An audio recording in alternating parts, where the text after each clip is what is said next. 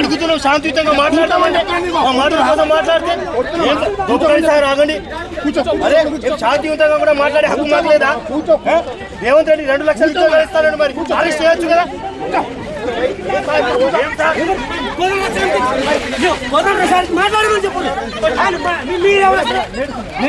మేము రోడ్ల మీద కూర్చోలే ఎవరికి ఇబ్బంది కూర్చోలే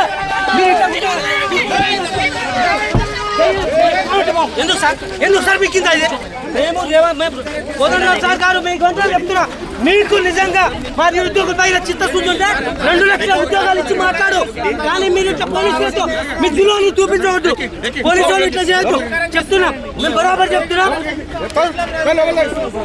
మేము ఎక్కడ రోడ్ స్ట్రైక్ చేయలేదు, మేము శాంతియుతంగా ఇక్కడ వచ్చినాం. మమ్మల్ని అరెస్ట్ చేయడం మాత్రం మీ కరెక్ట్ పద్ధతి కాదు చెప్తున్నా. బరాబర్గా ప్రెస్ మీట్ పెట్టుకున్నాం సార్. ఎవరు ప్రెస్ మీట్ పెట్టుకున్నాం, ప్రెస్ మీట్ పెట్టుకున్నాం.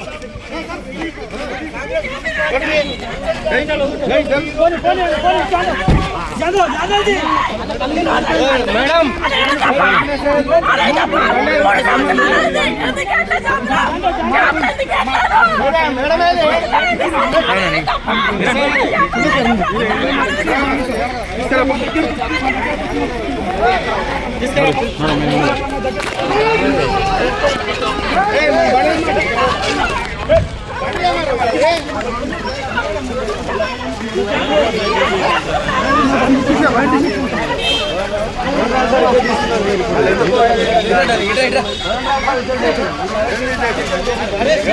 అరెస్ట్ తప్ప ఇంకేం చేయలేదు.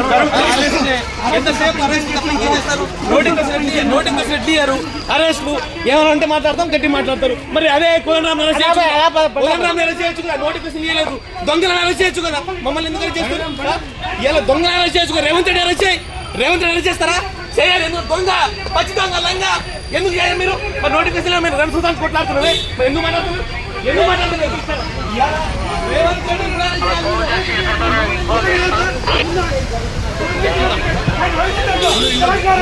అడిగే హక్కు లేదు మాకు. తెలంగాణలో అడుగడుగునా హింసకు తాగుస్తున్నారు. ఇక ఇన్ని రకాలుగా ఇబ్బంది పెట్టాలా, ఇన్ని రకాలుగా ఇబ్బంది పెట్టాలా? దేనికోసం ఇబ్బందులు? ఎవరి కోసం మీరు ఎవరి కోసం మీరు చేస్తారు? మేము అడగడం మీరు తప్పు సార్, తప్పు సార్.